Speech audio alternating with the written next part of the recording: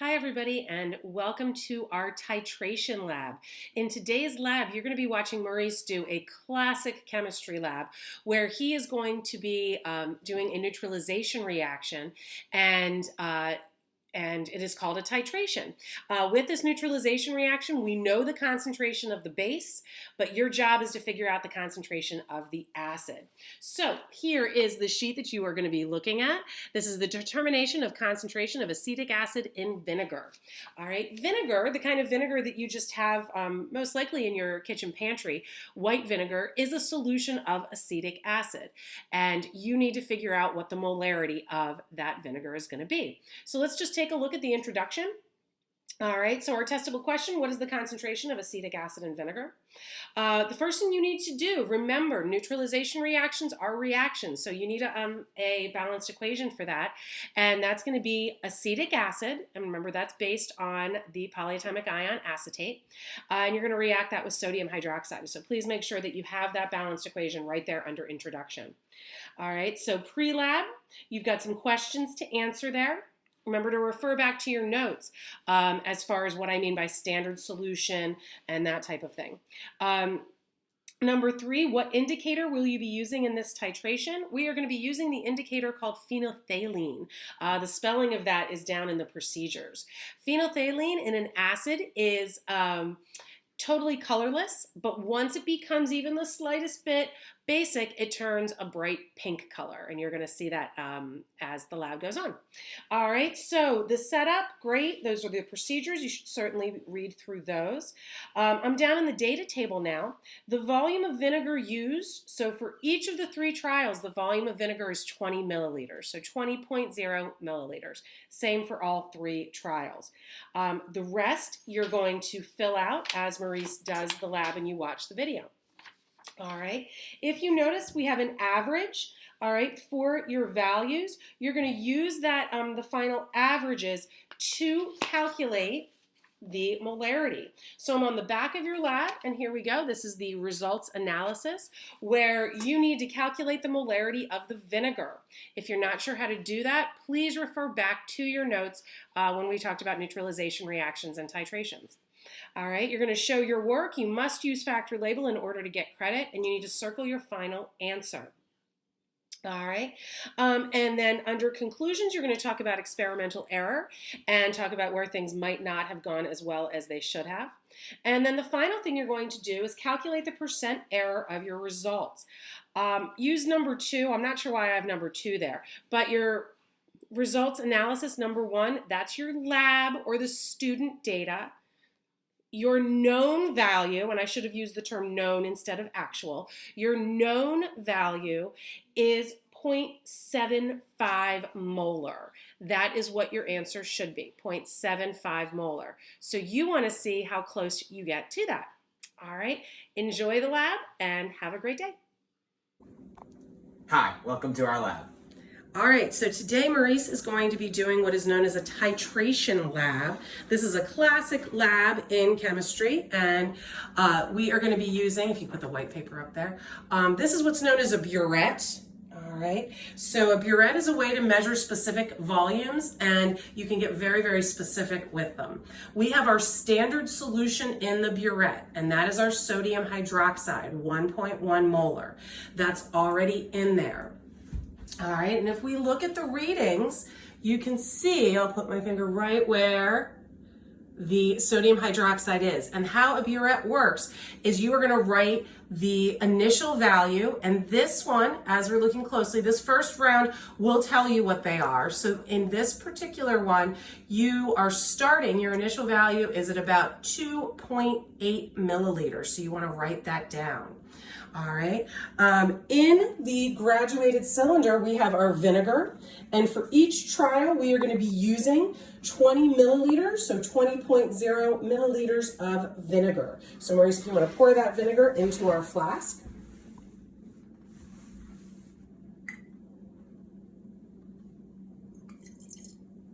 All right. Okay, so this is going to be an acid-base reaction. We have our vinegar, which is a solution of acetic acid, all right, and we are going to be neutralizing it with sodium hydroxide, which is our base. When you do a neutralization reaction, you use an indicator. And this is going to be our indicator here. It is the abbreviation PTH, which stands for phenolphthalein.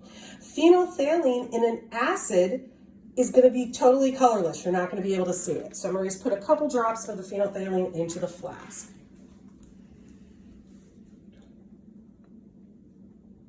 That's great. Okay. And if you notice, absolutely nothing happened. Okay, right? Totally colorless, Maurice? Yes. All right. When phenolphthalein is put into an acid, it stays colorless. When phenolphthalein is in the presence of a base, it turns hot pink. Very, very vibrant pink. So what Maurice's goal is today is to have this solution turn the color of his shirt or lighter. If it's darker than that, it means that he went too far in the titration. So Maurice, go ahead and put the flask underneath you can put it down, all right, and put it right underneath. Okay, so again, white paper up. Again, our starting point, all right, is right there. That is our initial volume. And Maurice is gonna titrate until he starts seeing some color change. So we're gonna look down here, open up the valve, and as soon as you see color changes, you wanna stop. Open is straight up and down, and closed is horizontal. Once you see any color, stop. Stop. All right, now give it a swirl. No, with your hand, just swirl the flask. There you go. No color. Okay. I'm gonna maybe do this on the white piece of paper would be good too, so you can see color. I don't know, just put it underneath. Okay, great. And keep titrating. Keep titrating.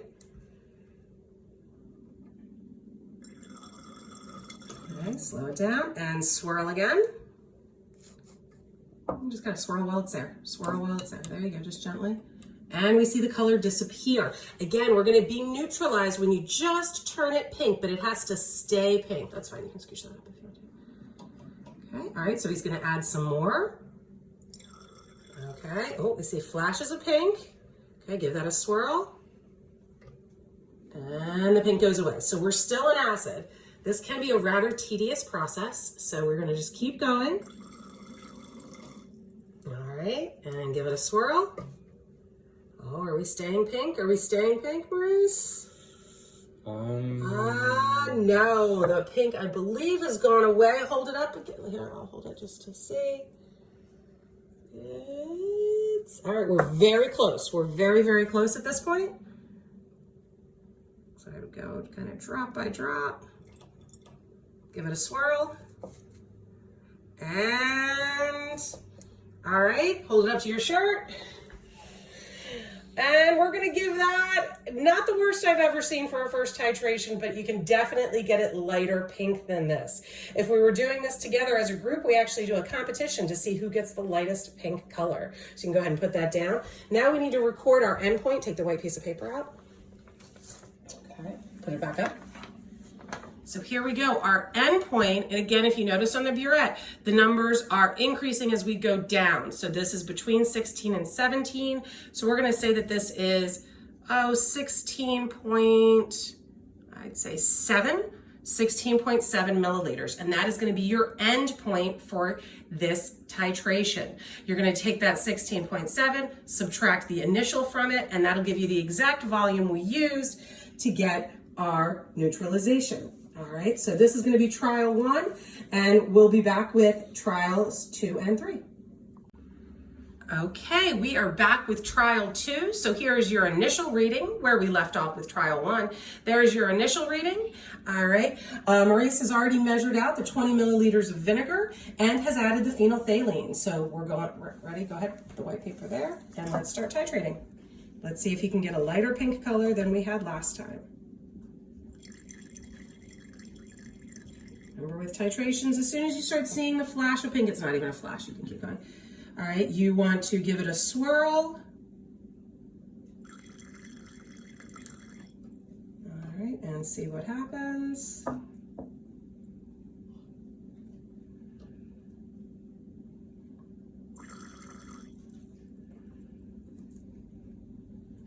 And if we were being really, really careful. All right, and if this was the competition that it usually is, most people will be going drop by drop, and it could take a really long time. So we're not going to be that particular, but just know that you can be. All right, and we're getting close, but I think we're still clear.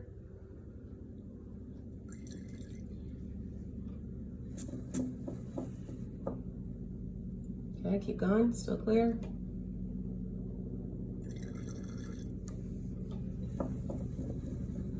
Very close. Keep going.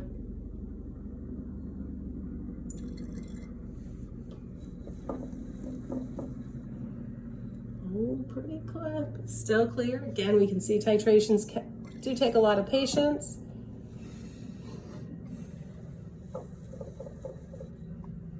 Oh, are we just the lightest color of pink? Hard to tell through the camera. Clear. Still clear, yeah, still clear.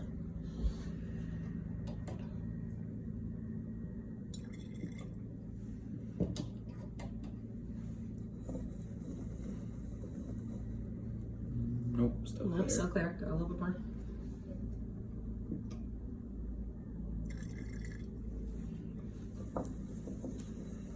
Keep going.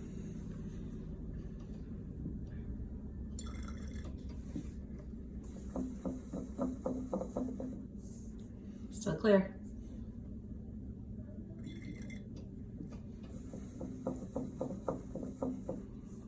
Still clear.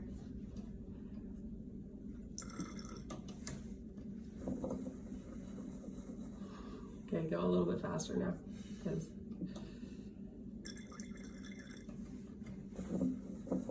and we are pink. All right, so we'll hold her up to the shirt again.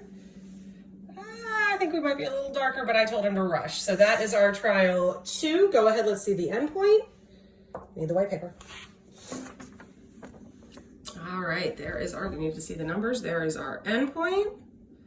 All right, so there we go. We'll let you do that measurement. That was trial 2. All right, we are trial 3, and here's your initial reading, trial 3. All right, so take that initial reading. Then Maurice is going to go ahead. We already have our vinegar and our phenolphthalein in there. You know, at this point, you can always fast forward the video a little bit or do it at double speed because, you know, this takes a minute. So let's see how it goes. Go ahead, Maurice. You know it's going to be more than that because we've done this before, right? So we're not changing anything. We're just doing the same trial over and over again. So you can kind of use what we did last time to give you an idea.